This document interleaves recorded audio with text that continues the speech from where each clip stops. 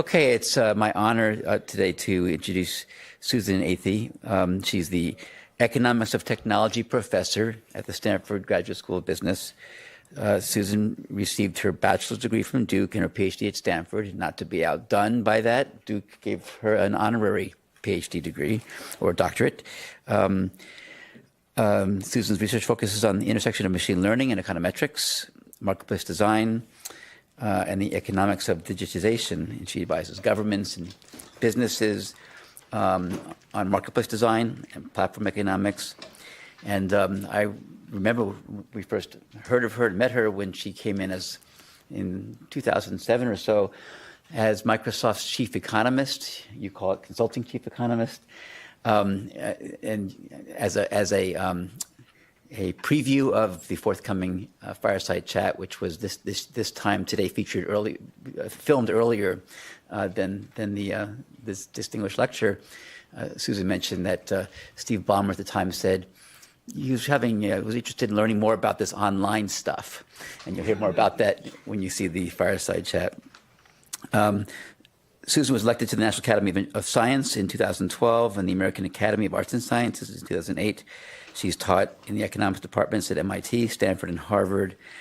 In 2007, Susan was awarded the John Bates Clark Medal. This is is known as the Nobel Prize for younger economists, and in this case under 40, and I guess you're still under 40, which is great. Exactly. Haven't aged a bit.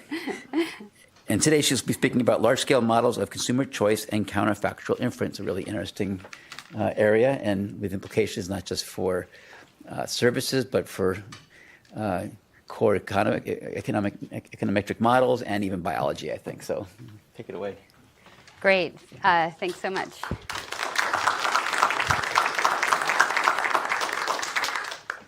So I'm delighted to be here at MSR, and really it's wonderful to be back and see old friends, and particularly people who really introduced me to this whole research agenda.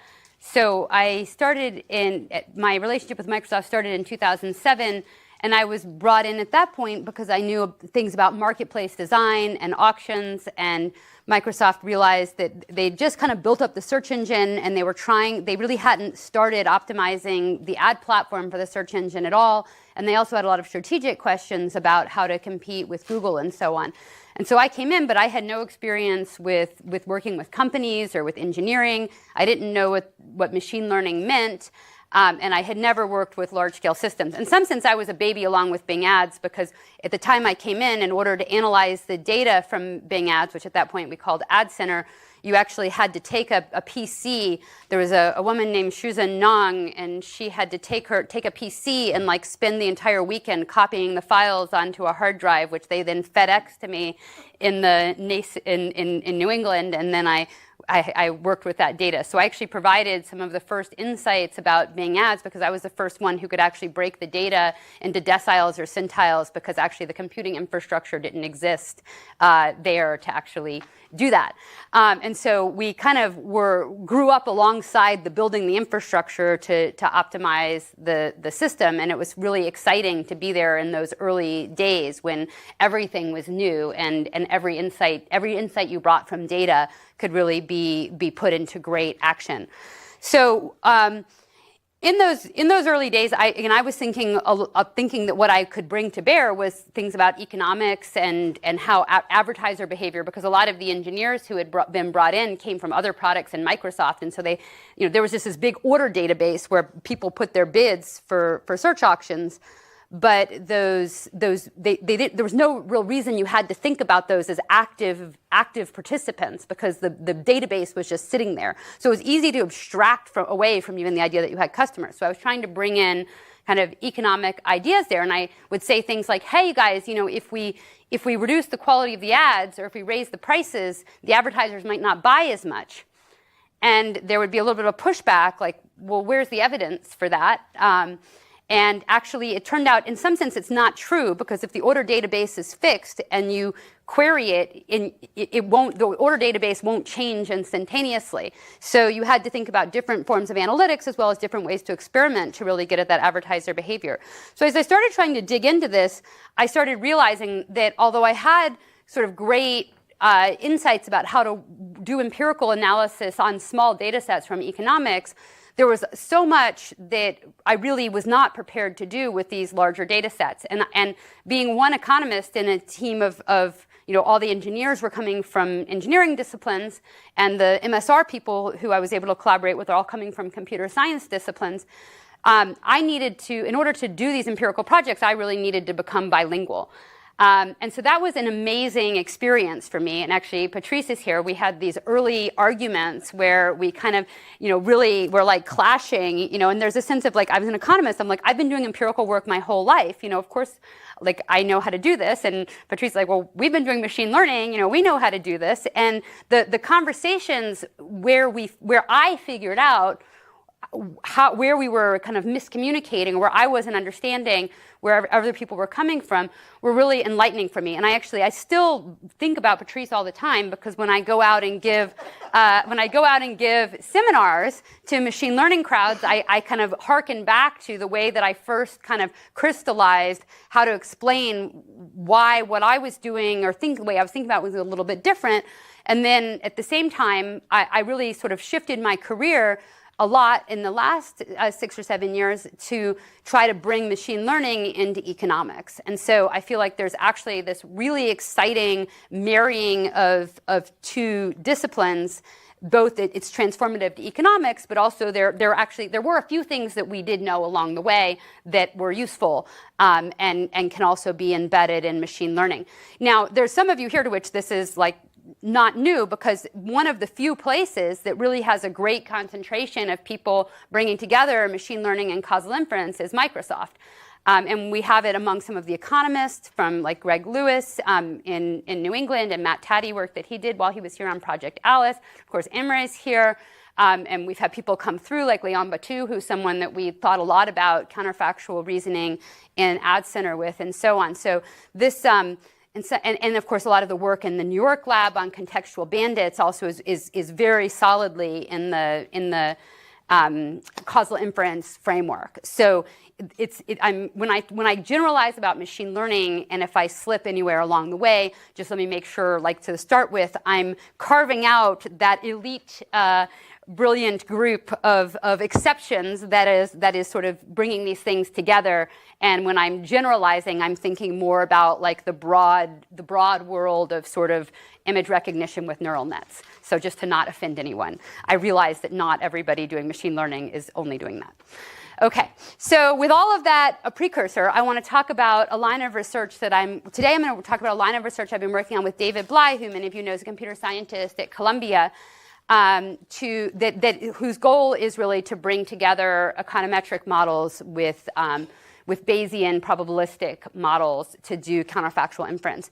Before I dive into that, I'll mention that, and I have two strands of this machine learning and causal inference literature. That most of my presentations to machine learning audiences have focused on the other strand, which is more about estimating heterogeneous treatment effects, building things into A/B testing platform, personalized policy evaluation, and recently I've been thinking about contextual bandits as well. So that is one, I think, a very easy place where machine learning and causal inference come together, because personalized prediction and personalized treatment effects are very close. Now, if you're not smart, you can get wildly wrong answers when you make that leap. But if you're a little bit clever and you incorporate some basic insights, then you can modify the techniques not too hard, and get personalized treatment effects and so on. So that is one line, and I'm very excited about that line. And of course, Imre and others here are part of that broader literature, as well as a lot of the folks in New York. This second line is fitting in with a different branch of economics, which we would call structural modeling. And this branch more naturally connects with people who build probabilistic models, because we're writing down generative models of how the world works. And I would say the difference between the economist and the non-economist Bayesian would be that the economists are going to take a little bit more seriously the idea that we're estimating like preferences. We're estimating a consumer's preferences, and therefore we're really getting something fundamental or structural about a person or about a firm so that we can take them to new environments. But we have more complicated applications of that. Auctions is one that I've spent a lot of time on, where I assume that bidders are maximizing profits and they're playing equilibria. Those are more, I would say, stronger assumptions, stronger behavioral assumptions. If you make those assumptions, you can say things. The one I'm going to talk about today, I'm going to be assuming that consumers choose what's best for them. So it's a fairly weak kind of behavioral assumption, but nonetheless, those assumptions can be used to do counterfactual inferences. So just that's how this all kind of fits in. So I'm going to be fitting into a strand of the economics literature that you guys might not see as much unless you've been listening to Matt Taddy and Greg Lewis. Okay. So just to say that the class of data sets that we're working with here are, we call an economics panel or longitudinal data sets, where we're seeing a bunch of units over time. And so example data sets, of course, one of the things that inspired this work was work I was doing on news using Microsoft data. You might have a set of users and see the news articles they've viewed or the websites they've viewed. One of the data sets I'm going to look at today is GPS data. So I've got device ID for millions of people, and then I have a sequence of time-stamped latitudes and longitudes. That's the first data set I'll talk about today. Another data set that I'm starting to work with would be consumer credit card transactions, where you see, again, the consumer ID and the timestamp and the location and the amount of the charge. Or another data set I'll look at today is shopping data. So you see the consumer ID and what they bought. And so the kinds of counterfactual questions that we might think about are in the news setting, we might say, well, how will users change their consumption of news if, for example, Google News shuts down? And Marcus Mobius, who's at MSR New England, and I wrote a paper about that, where Google News shut down in Spain. And so we tried to make predictions about in this case, what they would have done if Google News hadn't shut down. So that's a counterfactual, though we might actually have an actual event, and then we can verify our results. How do physical movements of consumers change if, say, they lose a job? Or the one I'm going to focus on is what happens if a store opens and closes? How is that consumer going to change their shopping patterns? And so one thing I want to work on in the future is like the retail apocalypse. So we see some of these chain stores closing, and what does that do to consumer shopping behavior? Various other things. What products make good loss leaders? Like what if if a supermarket's going to put something on sale, what would be good products to put on sale to attract people into the store and to attract particular types of people into the store? So the common features are that we have some structured data about the objects, and so in some cases we'll have prices, but I'm generally going to be thinking about things where I don't have a lot of structured data about the objects. The consumers consume maybe a wide variety of products, and I want to understand their choices. So this is sort of, roughly related to the recommendation system problem, which you guys have all studied a lot. One approach to that is a matrix factorization approach. So we can think about a matrix of movies and users, and we're going to try to come up with a factor structure. We can represent this matrix there's d-dimensional latent user preferences for characteristics of movies, and there's a d-dimensional latent vector which describes the characteristics of the movies, and I can predict the user's preference for the movies by multiplying those two matrices together. And broadly, this is answering the question, what types of things do users like? And of course, I know, and I'm very well aware, that there are lots of extensions and generalizations of this, but just high level, this kind of simple matrix factorization can predict what kinds of things they like. Of course, if you think about from the perspective of Amazon, or a company like that, doing this type of analysis can be very simple. You can take the whole year's worth of Amazon purchases and sort of just boil it down to a matrix. You're going to be losing a lot of information, though, when you boil that down, because you might be throwing away information about, well, what did the consumer buy together? Like maybe they bought, hot dogs and hot dog buns together, and I'll come back to that. And that says something that's more interesting that they bought them together than if they bought them at different times during the year. Maybe a product was on sale when they bought that product. And so the reason they bought that product is because it was on sale. Maybe the reason that they didn't buy a product was because I never showed it to them. my existing recommendation system just didn't recommend this type of product to this consumer. So while this approach is very helpful, it doesn't, if you start from here, of course, it's completely impossible to answer questions about what would happen if I change prices, because you're not really modeling why they bought things to start with. The economics and marketing literatures, and there's basically part of marketing that basically is economics. We, like computer science, we tend to invade adjacent disciplines and take them over. So that's one of the subjects of our invasion. So we would typically build a functional form model of the user utility and estimate preferences based on the user choice behavior. But this literature, which, like Dan McFadden won a Nobel Prize for his work on this in 1971 and 2, so this is a very, very old literature. There he was modeling the extension of the BART, so he was modeling consumers' transportation choices. But same kind of setting, one product at the time, like different brands of yogurt, we typically have very simple models, like we have a single product-specific latent variable, which we might think of as product quality. Typically, in the old days, we didn't have micro-consumer data, and so what we worried about was that might be correlated with price. So we might worry that if we just had like a single data set with constant prices in the data set, then we don't know if people are not buying this product because it has a high price or if it's because it has low quality. And we might expect generally that higher quality products have higher prices. So if we compare across products, say here's a low price product and here's a high price product, that's not going to tell us anything about what would happen if a single product changed its price. So people were very worried about this latent variable of product quality that was correlated with price. And so they spent a lot of time trying to think about things that would shock prices, like cost shocks and so on, that would move prices as a natural experiment, and using that to try to learn about the effects of price, but usually from aggregate data. Now, as we went along, we got more of this scanner data, where we would see the same consumers over time, and we would see the prices that individual consumers saw when they visited the store. And so then it's actually much easier to try to understand the causal effect of price, because I might see two essentially identical consumers. One comes in on Tuesday, one comes in on Wednesday.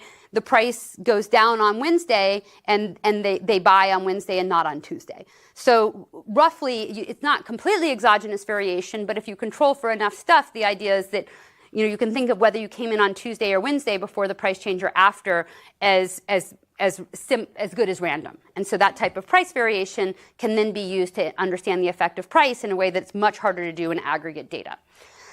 And then what this literature did is it actually stuck with this one product at a time thing, but it actually went off in a whole bunch of other directions, which actually relate now to the inverse reinforcement learning literature. They would basically assume, suppose this consumer is solving a dynamic programming problem and they're stockpiling laundry detergent. So, one of my PhD students wrote their whole thesis on, one was stockpiling laundry detergent, another was experimentation versus habit formation in laundry detergent. So we're modeling all these consumers solving dynamic programming problems. We're estimating the value function and inferring their dynamic preferences from that. So that literature, we went into a very, I would say, structural direction.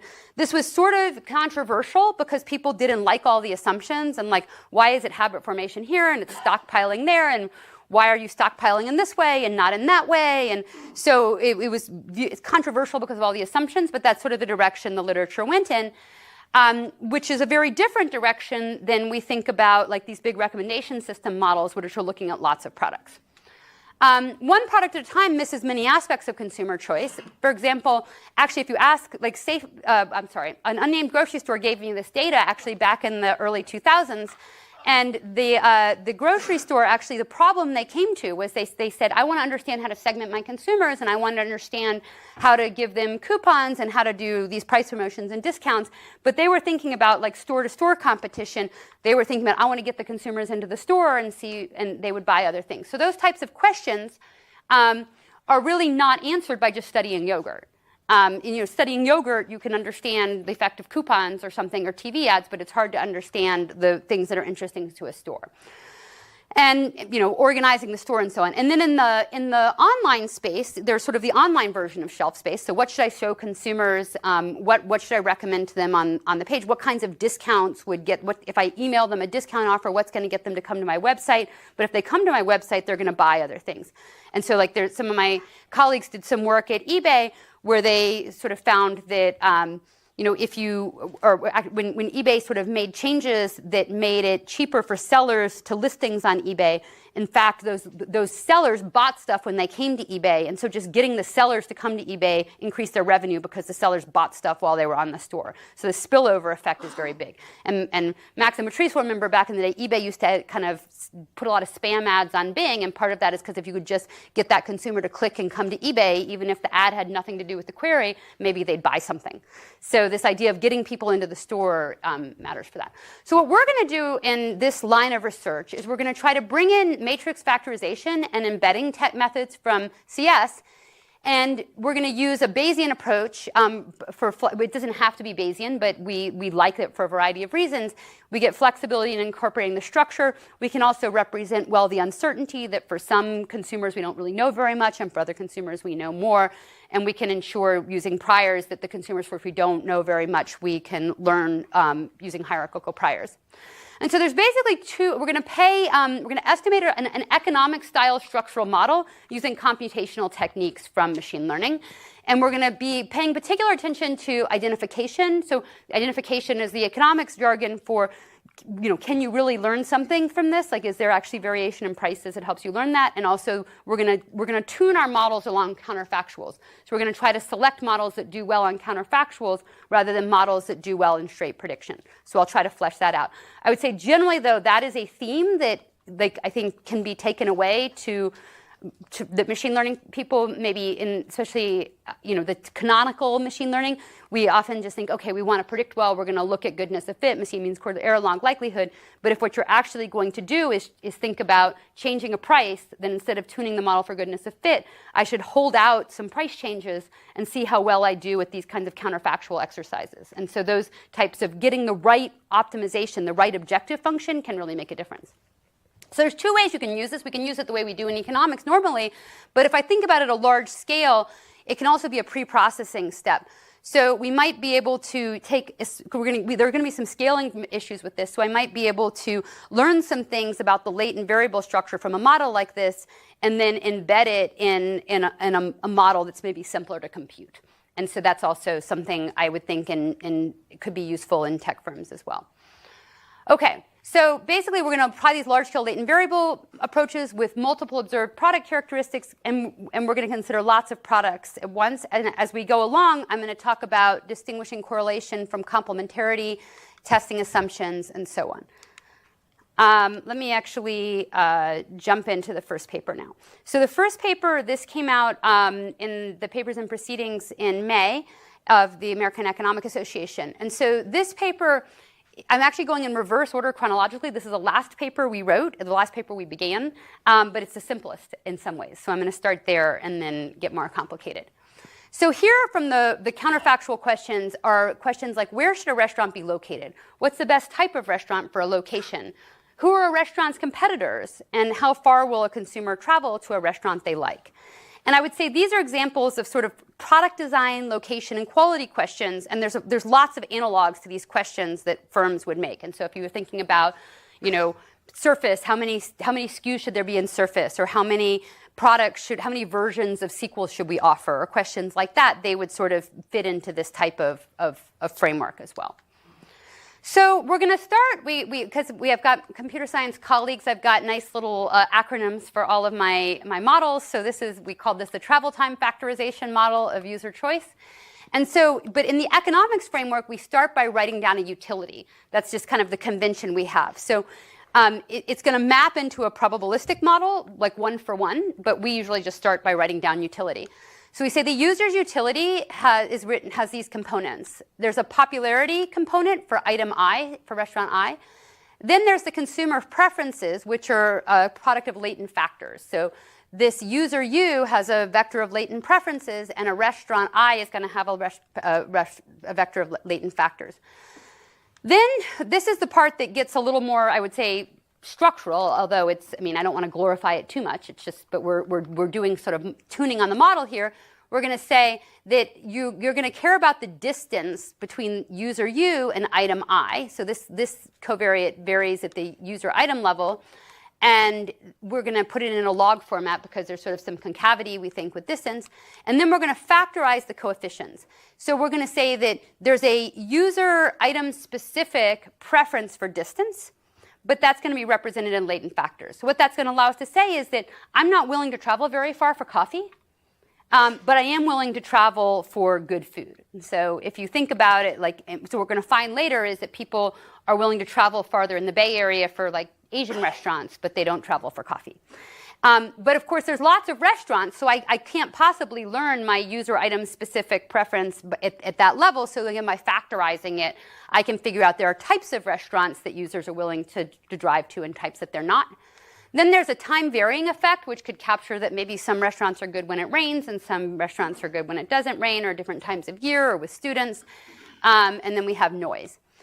And we also, and then we're going to have covariates, which affect, we have a hierarchical Bayesian model, so they're going to affect the mean of the prior of these different things. So we have, say, 160 restaurant types. We can't learn each user's preference for 160 things because the users only go to like 12 restaurants. But I can learn that the latent vector for Japanese restaurants is similar to that for Chinese restaurants, and that's going to go into the hierarchical prior on the alphas.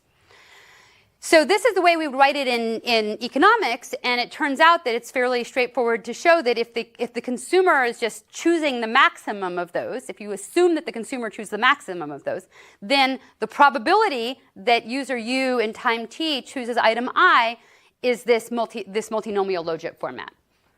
So, yeah.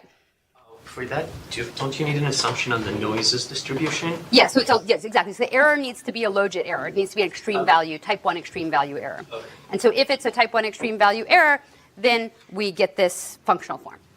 And so, and of course, in machine learning, you would have just said it started and say, I'm going to write down a multinomial logit probabilistic model. In economics, we just say, well, it's convenient to know that if a consumer is maximizing utility and their utility looks like this, then the parameters you learn from doing this estimation are actually the parameters of their utility function. Now you say, well, why do I care? Well, if you're going to predict in the same environment, you don't care, right? If the environment's stable, then you don't need to care why the consumer did what they did. All you need to know is what they did. But if I change the distance, or if I make a particular restaurant unavailable, or if I, if I put a different restaurant in the same location, things like that, then I need to think about why the consumer liked what they did in order to infer their choices. And so the way that we've typically done this in economics, there's a few people who do this with distance. Usually this is done with price. And in the second two papers, we're going to focus on price, but here it's distance that we're learning the effect of. Okay. So then this is like part of what Dan McFadden got the Nobel Prize for, and I think you might see this is like not terribly deep. This was also the early 1970s. He then developed a series of extensions of these models and looked at their properties as well. One is called the nested logit, which I'll come back to later, which he also popularized. Okay, and so then in this paper, this is written to economists. So I'm going to compare for the economist perspective to a simple multinomial logit comparison, which is what the economists would normally have done, is they would not have this factorization, and they wouldn't have these these complicated factors. Instead, they would just have like a constant price effect. Or if they use a much more sophisticated framework, you might have only 5 choices, and then there would be a user, but not item, just a user-specific coefficient on price that we call that a random coefficients model. So this model is different from the traditional economic models in that we have a lot more items, and we're factorizing them. Yep. Should we think of the price effect going into the customer preferences component in this particular model? Yeah, in the restaurants, because we don't have price variation, this is an identification problem. I can't really tell why you like a restaurant if the restaurant never changes its price. Now, what I can learn is I actually have like the Yelp kind of price categories in there, and I treat that as an observable characteristic, so I can sort of learn those characteristics, but I wouldn't like completely hang my hat on that in the sense that if Chinese restaurants are always in the $3 sign and Mexican are always in the $2 sign, I can't really tell the difference between is this because it's Chinese or because it's expensive. I can't tell that. So we don't put we would say in economics, we don't put a structural interpretation or we don't put a causal interpretation on it because we don't have variation in it. And there's a little bit of that problem with the distance as well, but because I have this same variable I can measure across different restaurants, I feel more comfortable, although I would say that the criticism from the economists would be, how do you really know that you're not willing to travel to Chinese and you just don't like Chinese? And so there's a bit of a problem. It's not the best application of a causal estimate. Okay. So the data comes from SafeGraph, which is a company that aggregates locational information from consumers who've opted into sharing their location through mobile applications. So you accept when you install the mobile application to have your data shared. This is aggregated anonymously, and then securely researchers are able to do research on that data. With some aggregations and anonymizations implicit there. We're going to study January through October 2017 in the Bay Area. And so part of the reason we picked lunch restaurants is that if you think about location data, it's sort of hard to tell exactly what a consumer is doing by where they are. But if I see you at a restaurant at lunchtime, I kind of know what you're doing. So another example would be like if I see you at a park, or if I see you at a movie theater, or if I see you at a grocery store. So there's some things that are very well revealed by location data, and restaurants is one of them. Sorry, Susan, What does SafeGraph do to protect anonymity? How does it do it? What does it do for privacy? Well, first of all, it never knows any PII for the consumer, so it's just linked by device ID, and then there's sort of geographic fuzziness around it to. They fuzz it a bit, and they have some sort of K notion of anonymity, I would think as well. Yes, but I mean, so this data is not released to the public. So we also are signing non-disclosure agreements, and the data is protected, just like data, inside of tech companies is protected. So, it's not anonymized to the extent that I would post it on the web. Maybe that would be okay, but it hasn't. They haven't intended it to be done that way. Yeah. So then what we do is we construct the typical morning location of the consumer, defined as the most common place the consumer is found between 9 and 11:15 a.m. We throw out a lot of people that don't have consistent morning locations. So we actually throw out quite a lot of people as we narrow down to people for whom we can do the study well. So we've just taken like a selected sample of people that we can understand their behavior very well. They have to have most of their morning pings in their morning location. This paper, we're just doing like the west side of the Bay, kind of down through the Silicon Valley to San Jose. We're going to call a lunch restaurant visit as if we observed at least 2 pings more than 3 minutes apart between 11:30 and 1:30. And this also really kills us because we don't have a ton of pings, and so a lot of people ping once, but they could have just been walking by. So with more work, we could try to do more to get more pings back in, but we just stuck with this. And then the restaurants are identified using data that Yelp provided us that uses geo-coordinates, star ratings, price range, as well as the restaurant opening and closing times. So in our data, we have per user, we have about 12 visits per user. And again, this is a selected sample of users that had plenty of visits. They visited 7 distinct restaurants. So just because I see the user, I don't exactly know where they're going to go next. Each restaurant is in multiple Yelp categories, so they actually visited more than 7 distinct categories. They went on average a median distance of 3 miles to the restaurant, so actually traveling a little farther than I thought they would. And so on. From the restaurant perspective, the restaurants, the data is kind of sparse. Once we narrow down to a small user base, then we're not going to have a lot of visits per restaurant. So our restaurants only get about 14 visits per restaurant. And so on. Okay. So then the estimation, we do Bayesian estimation with a hierarchical prior. There's a Gaussian prior over the latent characteristics, which are shifted by the observed covariates, like the ratings and the price categories and the restaurant types. And then we estimate the coefficients on those characteristics, these matrices H.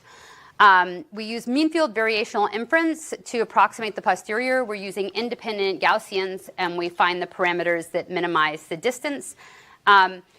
It's yet to be seen how much people are going to hate this in economics, because we have typically used Markov chain Monte Carlo in economics, and people have felt strongly about like this type of approximation has not been sort of, I would say, accepted yet. I'm testing the waters by putting it out there, and so we'll see how much people complain about it. But I think my response to that is, historically, economists thought about it as, we were going to write down a model, we were going to say, the God of economics gave us the model, we were going to get all the functional forms, and we were going to get it sort of perfectly right, and then we're going to do sort of theory is going to tell us, and statistical theory will tell us if it's right, and we'll get confidence intervals and standard errors. Well, the machine learning perspective is a little more, we're going to hold out test data and see if it works. Now, that's not as helpful for counterfactual inference, but so what we're going to try to do is find data sets that have lots and lots of experiments in them, or natural experiments, so that we can hold out test data of experiments and see if it works. And then that will hopefully convince the people who are used to having theorems that say that they're getting the right answer. Because if you're approximating the posterior with independent Gaussians, obviously you're not getting the right answer. So I can't prove a theorem that says that I am. But it works well enough. Okay, so in terms of model fit, so again, you guys probably are less interested in this really kind of stupid multinomial benchmark. Stupid in the sense of it doesn't have a lot of parameters and heterogeneity. This is, again, kind of more of a benchmark against the classic economics approach. So I'll just kind of show you our model in the test sample.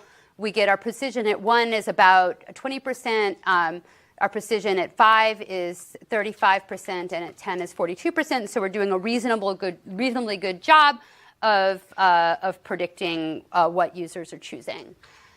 We break out our goodness of fit in a variety of ways to show basically how this works with user deciles. So here's an example in the test set. The precision at 1 is going to be much higher for the 10th decile of user restaurant consumption. So the users who use a lot were much better. And so the model is able to adapt to the more frequent users and learn their preferences better. And same with restaurants. Restaurants that are more popular, we're able to also predict those better, and so on. This picture, we're looking at how we do in terms of fitting how distance relates to the visit probability. So the actual relationship is here in red. So this is the visit probability is a function of the user's distance from the restaurant. And we see that actually in this aggregate way, both the simple multinomial logit and the personalized TTFM multinomial logit both fit the shape pretty well. And so actually one insight is that, and actually I was talking about this earlier with some colleagues here, is that whether you want a complicated machine learning model or a complicated personalized model depends on the question you're asking. And if you just want to ask a simple question, like how does distance from users on average relate to probability, then actually a simple model can do that on average, and it's a little less bumpy than my complicated model. But if you want to ask how will this user respond, then of course you need a more personalized model. So in some sense, if we were tuning for just this kind of aggregate prediction, we should throw away all the latent variables and choose a very simple model. But if I'm tuning for personalization, then I should use a more complex model. And I pause on that because actually a lot of economic questions actually are a little bit more aggregate. I might be raising a price for a segment of consumers or making an offer for a group of consumers, and then you don't necessarily want full personalization. Okay, then let me now show you just a few of the results. So first of all, we compute elasticity. So elasticity is how a percentage change in x leads to a percentage change in y. So now we're looking at how does a percentage change in distance lead to a percentage change in visit probability. And so these elasticities, they're negative because if something's farther away, you're less likely to visit. And we can see here just kind of ranking Mexican, you're very sensitive to distance, while say Chinese and Japanese, you're less sensitive to distance. And you're more sensitive. We don't actually have a lot of price range 3s and 4s at lunch, so mostly the 1 versus 2 is where we have data. And so you're less willing to travel for cheap restaurants, and you're less willing to travel for low-rated restaurants. Yeah. Would that be explained by variability within each category? So, how would you actually distinguish these? Yeah, so basically the way that we would tease these apart would be that there's some Chinese restaurants that are in 1 versus 2. But as I mentioned earlier, we don't have experimental variation in this stuff, so I wouldn't interpret these completely. I wouldn't go out and make business decisions based on these results, but I would say that they're sort of descriptive. But these are getting estimated in terms of the loadings on these variables in the hierarchical prior. Yep. So the previous plots, I interpreted those as just you've set up this ranking problem where you're going to rank by the utilities predicted by your model. Yep. And then check the precision at 1, precision at 5. Yep. But I wasn't sure that the model as stated was actually identifiable, that you could pin down the parameters of that model to within epsilon of the ground truth parameters if the users were actually behaving according to that model. So I don't know what to make of these numbers. Like, it could well be that I could come up with 2 alternative explanations that just my optimization happened to pick one of those 2, right? Yes. So I would say here the identification is less clean, and so as I said, you could find another way to fit that would load up more on some of these factors and not on others. I'm going to show you in a minute the way that we tried to test it with restaurants opening and closing, but this data set was too small, so we didn't have sufficient power. So then I'm going to move next to the supermarket data where I have like thousands of price changes, and there it's cleaner to sort of pick that out. So I think that the thing on the distance, though, is in some sense I'm kind of generalizing a little bit. There are some extrapolation assumptions, basically, that like I'm assuming that if I'm seeing users who have different choice sets, then I can infer something about distance, and also the fact that I'm seeing this user go to lots of different restaurants. But I am relying at some level on functional form assumptions to tease out how to attribute things to distance versus Chinese versus price. So I'm learning that partly by looking across users. Yeah. Why do you think for the highest quintile that users, the elasticity seems to drop down again? Yeah, it's a little weird. I don't know about that one. With the price range, we don't have any data. But here, again, this could be a cautionary tale that you shouldn't interpret that structurally. Okay, so we also look at differences across cities, and we see that there's some cities where people are willing to travel far, and these tend to be the ones where things are farther apart, while they're less willing to travel in some of the denser cities. Then we look at how the model predictions for the effects of at restaurant openings and closings controlling for other changes. So we look at, like, if a restaurant closed, what is the impact on the typical restaurant within 2 miles, 2 to 4 miles, 4 to 6 miles, and so on. And so this model basically tells us how the impact of the restaurant opening and closing is distributed. So another problem with this application as it is now, and so I'm like, by the way, you've probably figured out by now, like I don't like go to town defending my papers, so I'm sort of telling you the strengths and weaknesses. But so we're trying to extend this in a variety of ways. The thing that actually varies in the data is we do see restaurants opening and closing, but each restaurant, there's so many restaurants that each restaurant has only like this very tiny impact on the restaurants around it. And so you need a lot of data to actually pin this down. So in particular here, these are the actual impacts from the restaurants. We have several hundred held out restaurants openings and closings in the data, but we see that the standard deviations are really big for the actuals, and so you're not really going to be able to tell that your model has performed well by how well it fits these actuals. So this was sort of a proof of concept paper, and so now we get a sense of the power calculation. We need to do many more cities and a longer time period in order to get these error bars down to be a meaningful level where we could say one model is better than another model at doing those counterfactuals. Yep.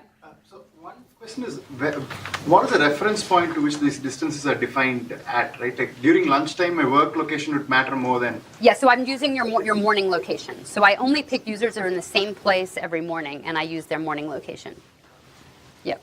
Can I get you to go back a couple slides to the coefficients and the standard errors? So just looking at this, one thing that jumps out at me is these coefficients are very similar across cities, and the standard errors are all very small. And what that suggests to me is there's a lot of shrinkage of individual effects being shrunk to a common effect that's going on here.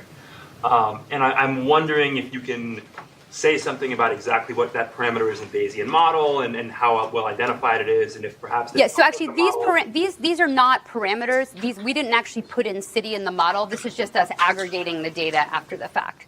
But it is suggesting that we maybe don't have enough we don't have enough data, or it could just suggest that people are kind of similar in how far they're willing to drive.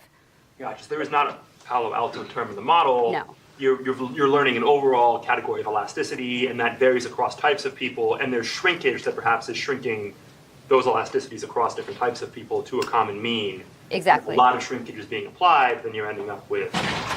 Exactly. And so, I mean, I think one of my takeaways from, say, this project is that, you actually do need quite a bit of data. So seeing people go to 12 restaurants, maybe, you need more data than that because the priors can still matter. And also I need, having hundreds of experiments isn't that helpful if those experiments are really noisy. So I need thousands and thousands of experiments, not hundreds, in order to pin things down. What's really varying in the model is that people's choice sets are changing. But there's not an enormous amount of that going on here in this prototype. Yeah. I mean, maybe this is saying a similar thing, but like on the previous slide, you attributed like the reversal of the direction to the small sample size, but the coefficients were still statistically different from each other. Yeah, no, I don't actually attribute that to the small sample size. I would attribute that to that we don't have exogenous variation in those things, so it could be proxying for something else. So I don't think of those as necessarily causal effects. If I really wanted to know the effect of those price things, then I would want to run an experiment where the same restaurant changed its price. But I don't have that. So expensive restaurants are better in some other way. So, yeah. So I missed this. The denominator of the multinomial model, are you thinking of the entire universe of items, or are you thinking of somehow modeling what are the items the user might have been exposed to? So in practice, we cut it a bit, but we look in within 12 miles. So each user's got hundreds of choices. So in an online setting, you might imagine modeling that exposure, and that's actually my original project. This whole thing was supposed to be for using Internet Explorer to look at people's news behavior, but we still haven't gotten to that project yet because we're building up one thing at a time. I actually think now we're ready to do that, and actually our code can accommodate that. But there's more modeling decisions to make about exactly how you think about what the users are exposed to and what order they're in and so on. Yeah. There are a couple of location papers out there that say another reason that people pick places to go is because their friends have chosen the place and they just want to go along with their friends. So does your original location data let you model that effect? I would love to do that. This type of location data, I'm getting people as pinging a couple of times a day, and so you just really can't do you are at the same place as this other person. When I first heard about the data, I was like, oh, there's going to be all these cool things. I'm going to see this person is here with this other person, and I'm going to look at their networks. And it's not really good at that. It's sort of good at counting things where you go and you stay there for a long time. But I can't. It's just very noisy. If I think of I would like to ideally, you can, forgetting about privacy, of course, from a research perspective, it would be nice if I could see everybody where they are continuously all day long. This data is very, very far from that. Google has that data, from their phones, but I don't. And that's not enough to get me to go work at Google. So, and I don't think anybody has published on that data, because I think if people thought a little bit about it, that might make them a little nervous. Okay. So, all right. So then, one of the things we look at is we compare. I just showed you the picture, but it's a little bit noisy. How we do relative to the actuals. Let's see, let me just show a few pictures. Some of the types of things you can do, or you can say, if I want to think about a restaurant category, in what parts are user preferences such that they relatively more like a category? So let me come down to Vietnamese. So Vietnamese is very strong south of South San Jose, which is sort of corresponds to where there's that population. We can also ask, so that's where Vietnamese is relatively popular relative to other places that Vietnamese is liked. We can also ask, if I picked a location, what would be the best category for that location? So if I counterfactually took this restaurant away and put in another restaurant of a different category, what would be the choice? And we make that choice among relatively similar things. And so we can see here, this is where salad is good and this is where burgers is good. If I look only among Asian restaurants, Vietnamese is great here. Further up the peninsula, people are more partial to Chinese, and then there's like a Japanese preference section in here. So this type of model could be used, and one reason that SafeGraph and Yelp were kind of interested in this was that this is actually a use case for their data, that people are trying to figure out where to locate stores. And so if you understood people's preferences, you can think about this counterfactual, and you can understand better, who are your competitors and what would you do. So basically, just to sum up this paper, the first paper here, it's I would say the least tight of the papers in terms of the causal identification of saying, like, have I really told you that I'm sure that I've disentangled distance from other things? But on the other hand, we do see users making choices and we see restaurants opening and closing. So I have some confidence that I'm learning. And then I'm trying to pose here whether or not I've completely estimated the parameters correctly, also illustrating the kinds of counterfactuals that you would like to do, assuming that you did have those parameters. So the reason to get these structural parameters, whether or not you think I've done it perfectly, is to do these kinds of counterfactuals. And so the research agenda is then to find data sets where you can learn them, as well as build better models to answer these kinds of questions. Yep. So in this best restaurant category, to try to understand how the model is being interpreted, is it the case that you want to place a restaurant in a location where the people like that category, but there are no other things of that category around? So I place a Vietnamese restaurant in a place where there are no Vietnamese restaurants, but people are willing to travel distance for that? Or I'm placing it around other things of a similar type. So for example, you place a coffee shop next to a Starbucks because everybody learns that you filter off some of their actual market that way. So I guess, like, if, in the absence of this model, then you would have to reason about all of those things. What we actually do is we just simulate, and because this is where you really get the power of the economic model, I mean, it's a very simple economic model, the power of optimization. We're assuming we understand consumers' preferences, and we're assuming that each consumer solves an optimization problem. That means if I change the choice set, I can just have each consumer re-optimize. So we're literally running a simulation where we re-optimize for each consumer, and we come up counterfactually with what they would have chosen. Then I could post-process that and try to explain why. Like I could go back and say, well, why is it salad here? And I could look at, well, is it salad here because there's actually not a lot of salad places there and there's an unserved demand for salad? Or is it that salad's here because the people here have really strong preferences for salad? And you could try to go back and sort of post-process and explain why you got this answer. But this is just coming literally from simulating and assuming you have the user preferences correct.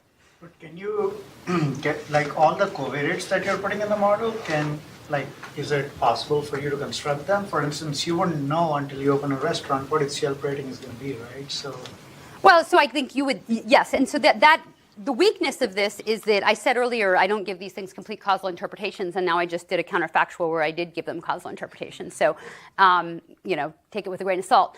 But I think what you would think about the positioning is you would say, I'm going to position a restaurant and I'm going to hire a good chef, and I know that I need to be in this category in order to succeed. And you could roughly say, like, if there's unobservables around the location, you would need to be, okay, I need to be comparable to the things that are in the category.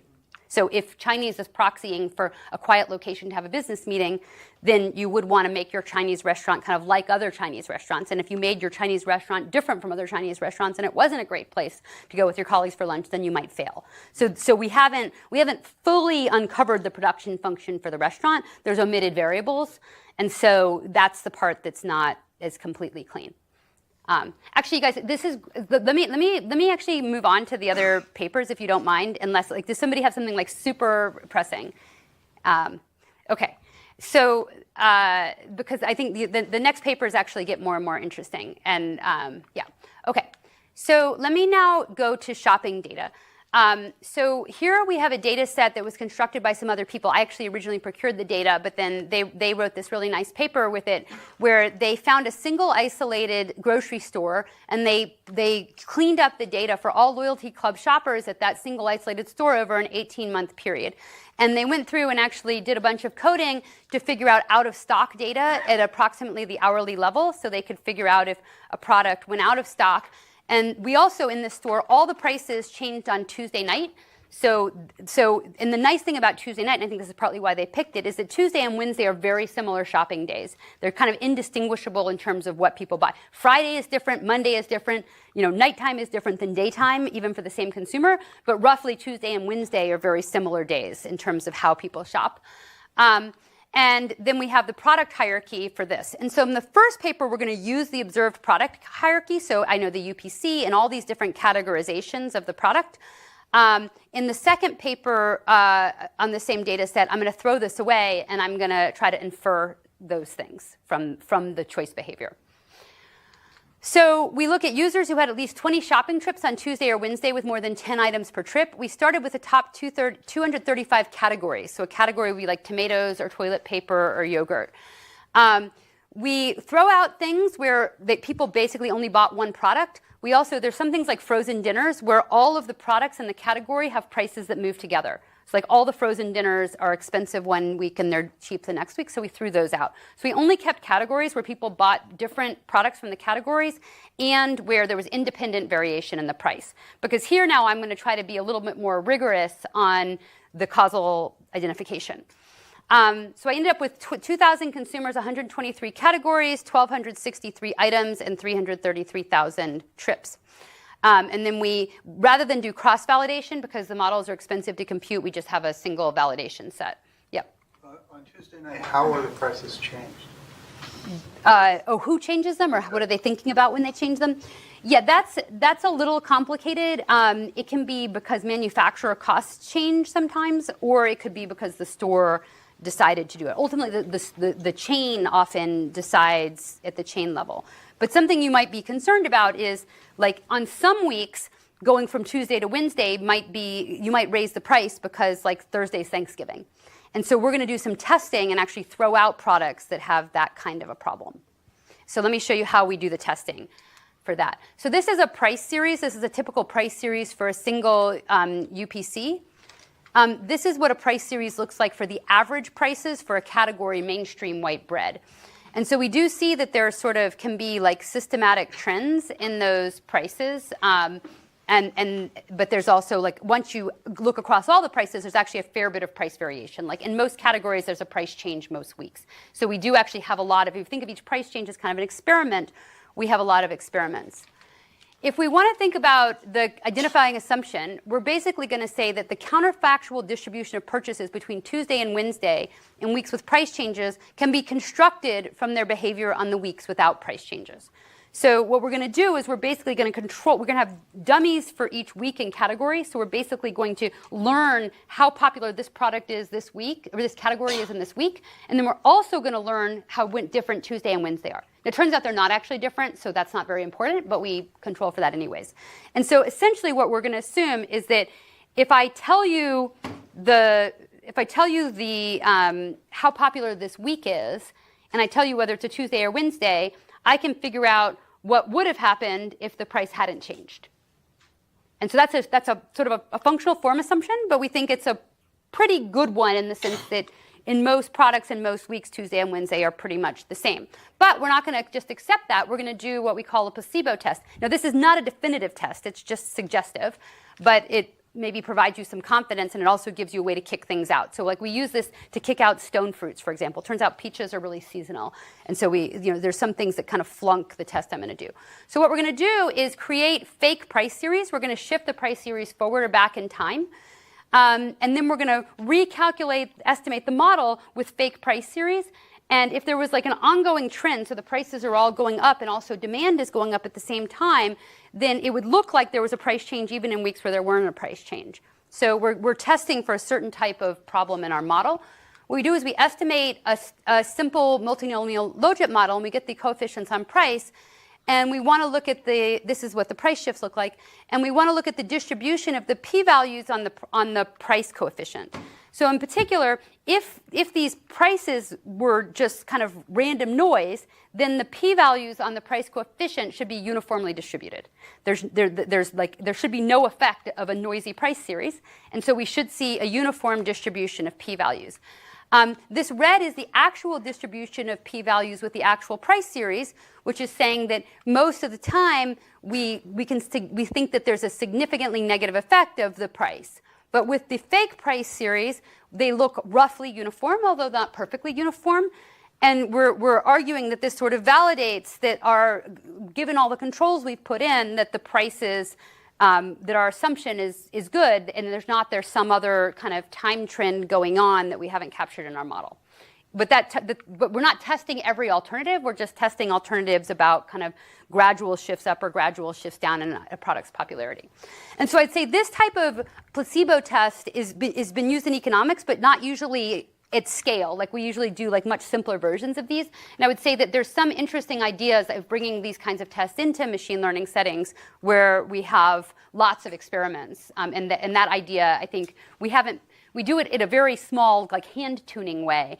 Like if you suppose there was a minimum wage change in 1984, we see, would we think that the minimum wage had changed in 1983? If the model says that that it looks like there was an effect of a change that didn't happen, then we reject our model. But it's usually like one change in 1 year, not lots of little changes.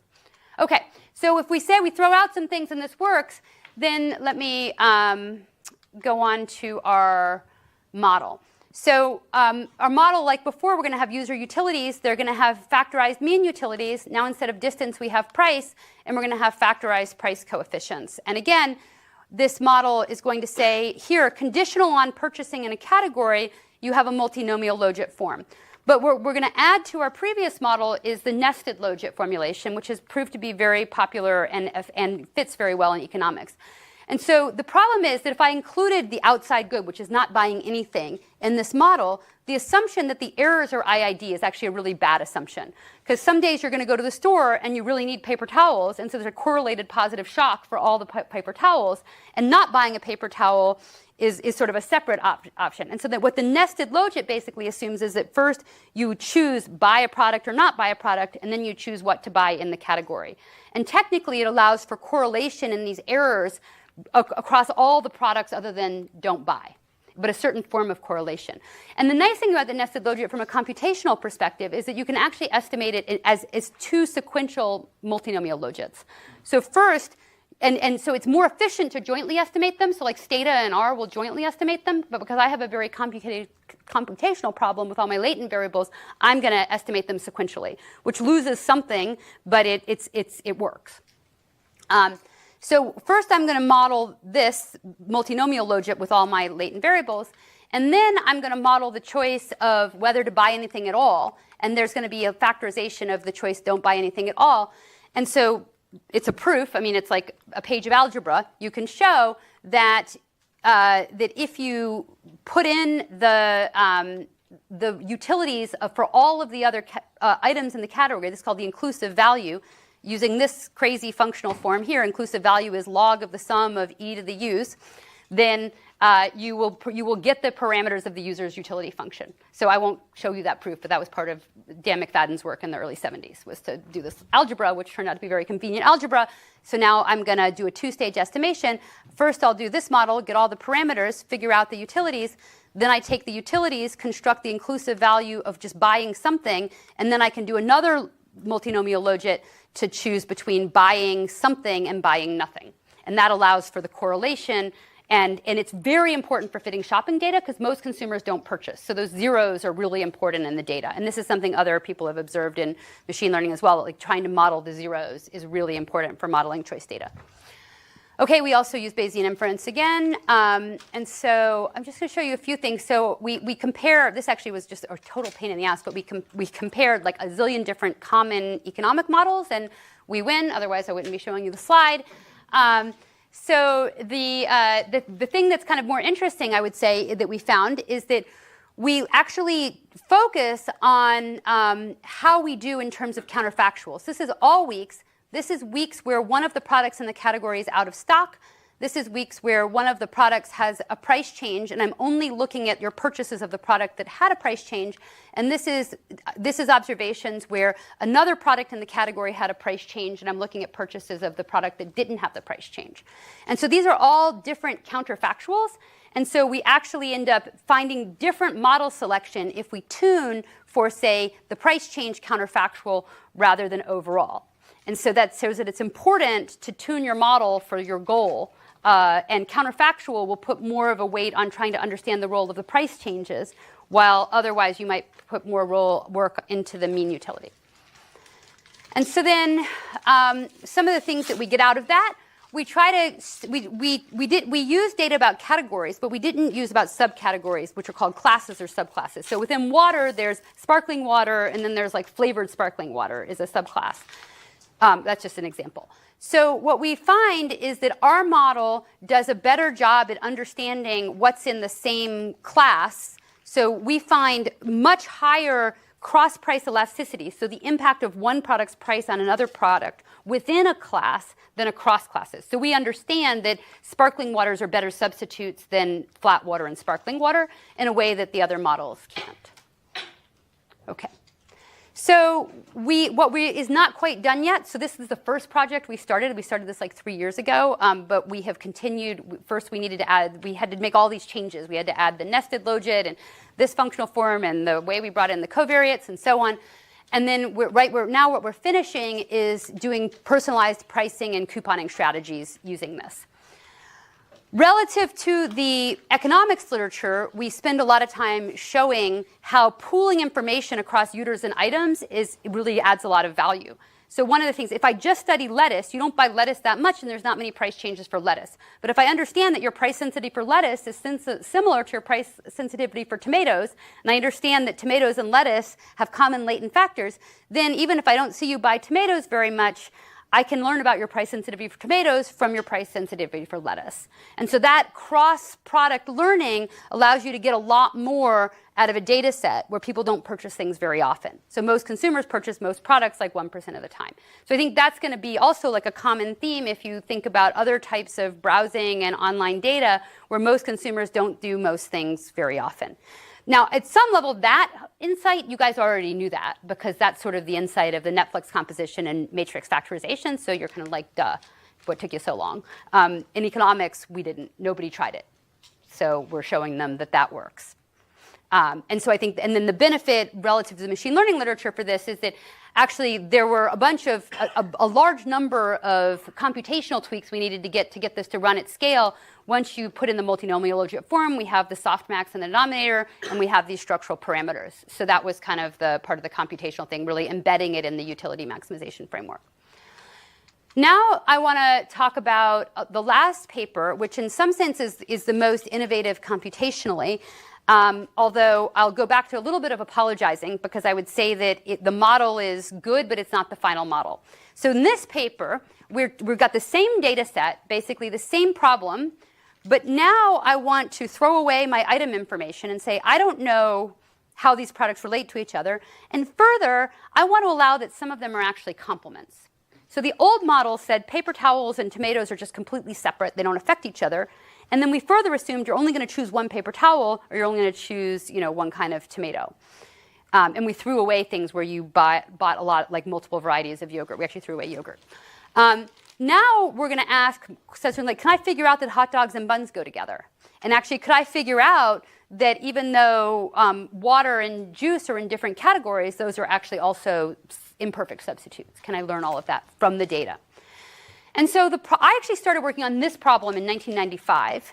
And I sort of solved it for 2 choices. And then we gave up because we weren't able to go beyond 3 or 4 computationally in the 90s. Of course, if I'd met all of you guys in the 90s, that were those of you who are still alive as scholars, you probably could have helped me at that time. But you were born yet as scholars in the 90s. But it was still a hard problem. So we studied this, and the paper came out. It was a pretty well-cited paper, but we stopped with 3 or 4 choices. And so let me actually just skip over that picture. I'll just tell you that there's a very small, I've basically listed like every economics paper that's ever tried to estimate complementarity between 2 or 3 things, and they've maxed out at 3, roughly. So, I've got 3 choices, and I'm going to see whether basically there's 2 to the 3, there's 8 bundles, and I'm going to try to understand your preferences for those 8 bundles. But of course, these things get very complicated very fast. If I wanted to go back and think I have 5,000 choices, there's a question of like, well, wait a second. Not only is this hard to compute for me, but how the heck could the consumer do it? Like I'm using a utility maximization framework and I'm trying to infer what the consumer was doing when they maximized over 2 to the 5,000 bundles, but isn't that kind of idiotic at some level, right? They can't really do that. So the approach we're going to take in this paper is we're going to impose an arbitrary heuristic on how the consumers shop and then try to use that and estimate the parameters of that heuristic. The problem with that is why my heuristic and not somebody else's heuristic? And I would say, yeah, that's a problem. But I'm going to see if I get sensible things out of it. Okay, so what we're going to do is we're going to make a behavioral assumption. And so when I say this is not the last version, we have a bunch of extensions that are in progress on this. But the basic behavioral assumption is a myopic consumer goes into the store and considers sequentially what to buy. And they are going to go in order of importance, basically. So they're going to start with the thing that's highest in their utility from everything in the store. They're going to put that into their basket, and then they're going to say, all right, what should I do next? And then they're going to put the next thing in the basket. But when they put the next thing in the basket, they're going to consider what's already in their basket. So if they have hot dog buns in their basket, they're going to consider that when they buy hot dogs. And furthermore, there's going to be a look-ahead model. So the consumer is going to look ahead to the next item. For now, I have them look ahead to the whole store, although you could imagine it's better for them to go sequentially through sections of the store, or to think about things that go together. But anyways, they're going to look right now and say, I'm going to look ahead to the next item, accounting for the potential complementarity. And of course, you might want to look ahead 2 or 3 steps. Now, hopefully a lot of you are thinking, oh, that sounds kind of like reinforcement learning. Yeah, exactly. So this is kind of fun, and this is a connection that I'd like to further develop. Okay, and then, so there's a latent item ordering because I don't actually know what order they put things in the basket, but this behavioral model implies a likelihood over orders. Conditional on what you purchased, there's a likelihood over that orders if you followed that behavioral model. And so I can actually infer that latent variable as well. And it's basically because higher value items should have been purchased earlier. So this is our model. So we still have the same kind of functional form of utility. We're still going to have logit errors each time they make a choice, but now we're assuming this possible for complementarity in this look-ahead model. And so in the paper, we write down what this means for the probabilistic model. Okay, so then just to get a sense of how this works, this is simulated data. And so we're going to compare here a myopic model where you just go through the store and you don't think ahead to a think ahead model. And we generated data about purchases from all these products, and we generated them according to preferences that are kind of what you'd think. So hot dogs and hot dog buns are complements. What turns out in the data is that diapers and coffee are highly positively correlated. I should pause there, actually, because not everybody hears from economics. So there's this distinction between correlation and complementarity, which we think about a lot in economics, but maybe those words are almost used interchangeably if you're not used to thinking about it. So we would say that coffee and diapers are complements. If you lower the price of coffee, you would buy more coffee and you'd buy more diapers. That means they're complements because they go together. When you buy coffee, you want more diapers. When you buy diapers, you buy more coffee. Or similarly, if you raise the price of coffee, you would buy less diapers. Okay? If they're correlated, it just means there might be something about people that makes them like coffee and diapers. But if you go out of stock on coffee, you won't skip the diapers. Okay? And so that's actually a really important thing because there's lots of stuff in the data that's correlated, right? And a simple kind of just matrix factorization won't be able to tell if just coffee and diapers go together because you need coffee to enjoy diapers, or if they go together because sleepless people with babies need a lot of coffee. And so those things, you can't tell the difference in just a matrix factorization approach. How could you possibly tell the difference? Well, you need data where the diapers go out of stock, or the diaper's price goes up, or the diaper's price goes down. You actually have to measure whether, when the price goes down, people respond in the other product. And that's the key identification strategy here. So these in this simulation, these up arrows show we estimated a model, and then we predicted what would happen if we predict onto a test set that has higher than usual prices of coffee and higher than usual prices of taco shells. And so this is in the not think ahead model, and this is in the think ahead model. And so we see in the not think ahead model, the myopic model, when you raise the prices of taco shells, you still predict that people buy taco seasoning, because they're going to go and look for the taco seasoning, but they're not going to think ahead that the taco shells are too expensive, and so they don't want the taco seasoning. But in the look ahead model, when the taco shells are expensive, the model predicts that people won't buy taco seasoning either because they look ahead and they understand that they're not going to buy the taco shells. So, yep. I feel like this example points out to me that the likelihood function is going to depend on this latent ordering that you're not going to observe, right? Yeah, so you infer it, but it's, I mean, so the behavioral model implies implies a probability distribution over orderings. But if we had a different behavioral model, that would we can't tell the difference between the different behavioral models from the data, except for like by broad goodness of fit measures.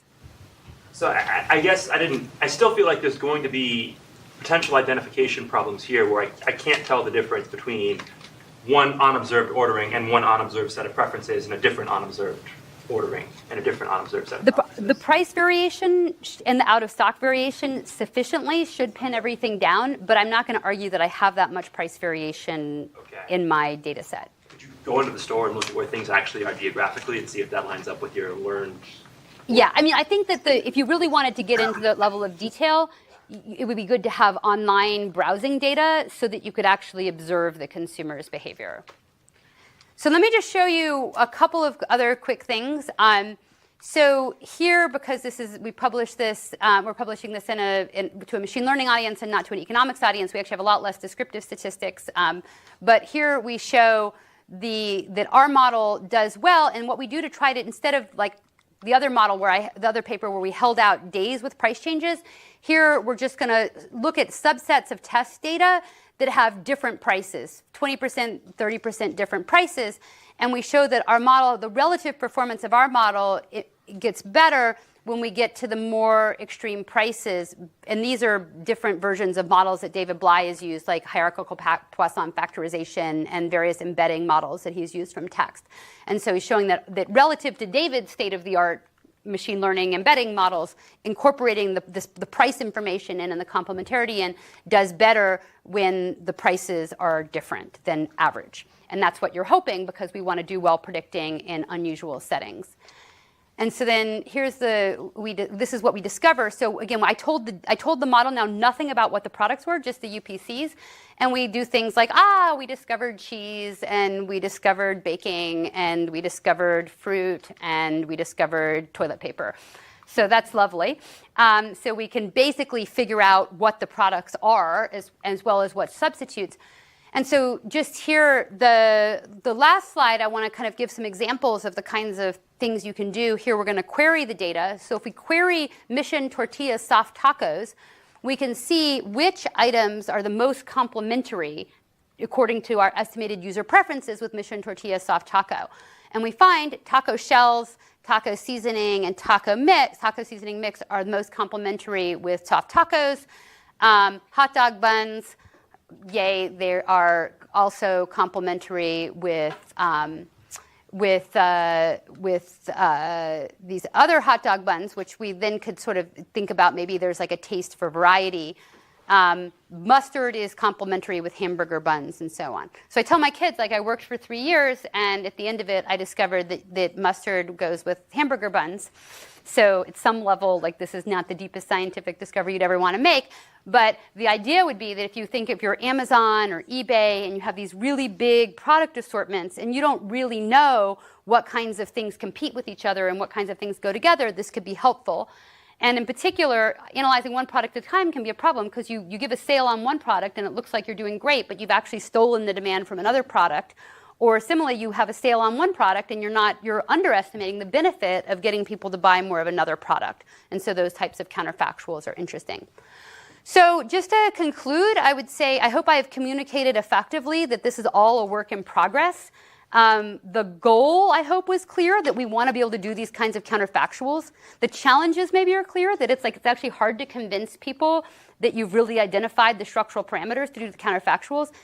And that's not just because I'm lame, it's because it's hard to find data that actually has enough variation to figure this stuff out. But If you have big data sets and you do have price changes and you do have out of stock, then you start to learn enough to make this better. And so I would say the bigger research agenda, bringing together ideas from reinforcement learning and inverse reinforcement learning and matrix factorization and econometrics, is to be able to help companies as well as like customers of Azure and others be able to make these decisions. Great.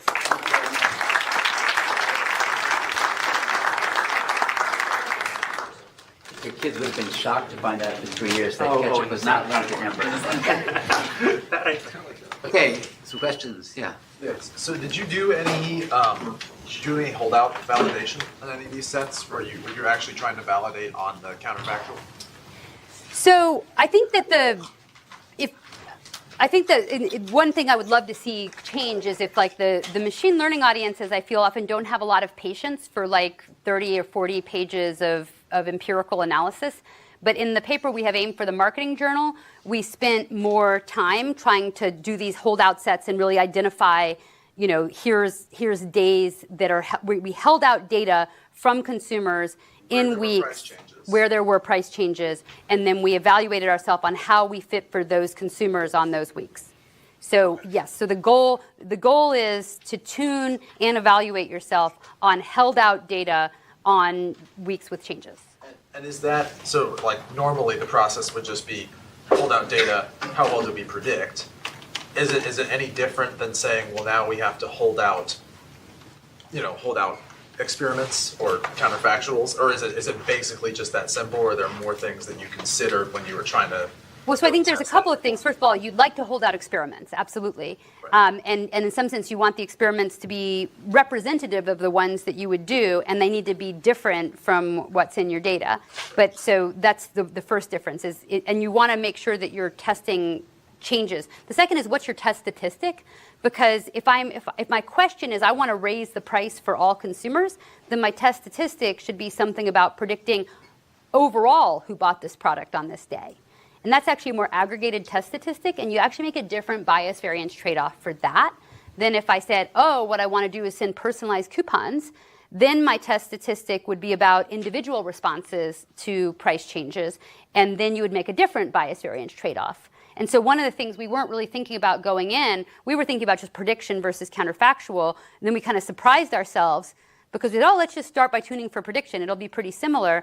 But it was actually like very different numbers of latent variables and so on, depending on whether you wanted an aggregate test statistic or a more micro one. So that's actually a little bit unsatisfying, though, because it says like you have to know the question you're answering to choose a model, and it's harder to make a general purpose model. Yeah, over here. Sorry, can you go through what these numbers are again? Just because it looks like private brand hamburger buns are top 3 complements and top 3 substitutes. Yes. So this is not substitutes. This is something we called exchangeability. So it turns out that it was actually very hard to identify substitutes in data like this, because basically most stuff is just never purchased. So it's hard to tell that two things are substitutes versus you just never bought them. And so what we actually introduced a new concept, which we called, it's not exchangeability, it's not a new concept, but as applied here, which we said two things are exchangeable if their pairwise interactions with all other products are the same. And there's two reasons things could be exchangeable. If they're always bought together, they would have the same pairwise interactions with everybody. If they are never bought together, they would have the same pairwise interactions with everybody. So then the idea is that if we take things that are exchangeable and they're not complements, maybe those are substitutes. Because just empirically, we got a bunch of noise trying to identify substitutes. And that gets back to modeling the zeros. So another part of our research agenda is to have better modeling of the zeros, which might help us hone in on substitutes a little bit more. Yes, so this remark you made about basically different metrics leading to different parameters being selected was one, I guess when I saw that earlier, it made me a little bit nervous in the sense that, so you're relying to some degree on sort of your getting some reasonably good parameter identification to make the predictions, right? You're not just relying on sort of having good predictive accuracy from the model. And to me, if the answer is changing based on the question you're asking, that's to some degree revealing that there is non-identifiability going on with the parameters, and so like you're not learning quite the the best ones you can from the data. So let me speak that. That's a deep, deep question. So I think in economics, this is partly why I think people are going to have some mixed reactions to this, or I generally actually it's more. I thought people might hate it. In economics, they are actually liking it better than I thought. But it's a real different way of thinking about things. We used to think there is one true structural preference, and I'm going to learn it. And my theorem has to be when n goes to infinity, I learn it, I nail it, I get precise confidence intervals, I know your preferences. Some level, like that just can't, I mean, how could I really know what you feel about lettuce when I saw you buy lettuce 3 times? And so I think there is a benefit to the machine learning perspective, which is it's all an approximation. And I just want to have a better approximation. And so that is a slightly more pragmatic engineering approach, but you can only operationalize it if you have a test set that says how well do I do at what I care about, which then in some sense requires you to have held out experiments. Because if exactly as you say, there are many models that would equally fit the data, they're not identified whether you have 10 latent factors or 50 or 70. I don't know which one it is, but I want to know what's the best approximation to your preferences for the purpose of doing a certain counterfactual. But it's very unappealing that you have a different model for different questions. But it may be a fact of nature, but it's an unfortunate fact of nature because having too many degrees of freedom in the hands of the analyst and so on can be problematic. well, because I was going to say for folks that pursue facts of nature, that they're looking for the model. They want to know what's really going on, and that's different than having a predictive model or a task or a counterfactual model you can actually use in practice. So it's different between the foundations of science sometimes. I think that's why it gets a little bit deeper here, right? Yeah, no, it's a very, yeah. And I think that our search for the ground truth of what people's preferences are was a very honorable search. But what do I do if I have to make a decision and I haven't seen you 10,000 times with 10,000 different prices for lettuce? And so then I want to have a good approximation to that. So I think I guess we collectively are going to have to figure out how to marry these approaches and make ourselves stay rigorous without just saying what the economist said until today was I just can't try to answer those questions. Oh, we finished out. Sorry. Yeah. Okay, so let's take 2 more, and then we can break into discussions around the food area there. So Maggie and Najee.